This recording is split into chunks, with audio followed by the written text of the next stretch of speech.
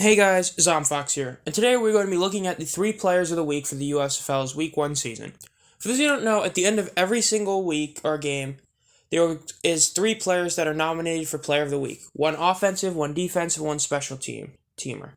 At a few days later, the fans are able to vote on those 4 players that are picked for each one and decide who is the Player of the Week for each position group. As you can see, the 3 winners are on screen, so let's get started with Jamar Smith. Jamar Smith was really bad the first couple of drives. I've said it in the last couple of videos. And I've also said that after those first couple of drives where he was terrible, he became awesome. At the end of the day, he never fumbled or threw an interception, which his counterpart in passing, Alex Magoo, did. And also, Smith had 2 touchdowns. He had 1 passing, and then he had 1 rushing, which was the game-winning touchdown. Put it simply, the Stallions do not win without Jamar Smith. He was their best player offensively, aside from maybe Mitchell, one of the receivers. But really, Smith was the only reason this team truly was in the game for as long as they were, and ended up winning. He deserves to be the Offensive Player of the Week, I think.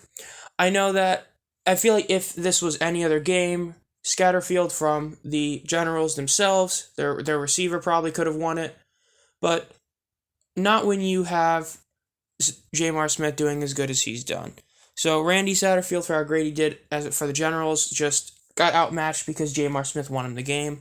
He deserves this win. Congrats for Smith for getting it. And it's just pretty cool to see that happen. Now, as for the Defensive Player of the Week, the Defensive Player of the Week is David Bellamy of the New Orleans Breakers. He pretty much just won it because he pretty much was just dominant.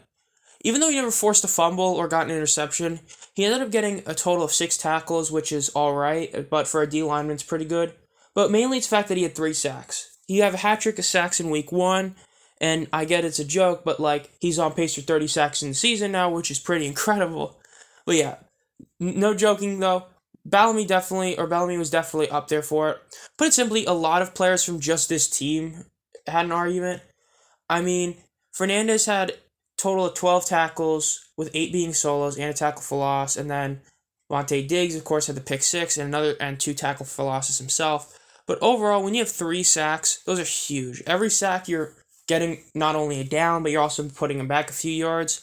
So Bellamy definitely deserved to win this award. I really don't think there was any other defensive player in the league overall that I think deserved it that much, aside from really just someone on the Breakers for how well their defense did end up playing. So yeah, congrats to Bellamy for winning it. Pretty cool. And then last, we have Chad Williams, who is the Special Team Player of the Week because of literally 1 play. I'm not trying to be that guy, but it's because he blocked a punt. He blocked the punt from the Stars, and blocking that punt, Mengel, the guy that's playing both kicker and punter, essentially he blocked it and ended up turning to a safety. And as you can see on the box score that they have up there, or the actual score, that was the only points New Orleans scored in the second quarter was from that safety, and that allowed them to keep the lead heading into the halftime because they were at 9-7, which pretty much just set him up for success for the rest of the game. So even though he only had that 1 simple block, it truly does feel like he did deserve it. I know there was a punter who punted an insane 70-yard punt, and then the kicker on the Stallions made all 4 of his extra points, but overall, most of the time, you'd expect a returner or a kicker to win this, and most kick returners kind of felt like all just considerably decent, and most kickers pretty much were terrible.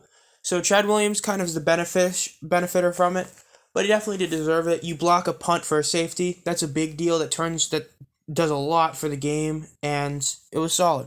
So those are the first 3 Player of the Weeks in the USFL. If you want to know more info about them, I have the link to the USFL site down below. They've got the box scores and stuff, and links to other stuff. But overall, this is definitely a really solid group of players to win these awards. I'm not really upset with any of these guys, and because of that, I think it's pretty cool. I liked how they're going to keep doing this for the Player of the Weeks, so it's up to the fans. So just see more of it.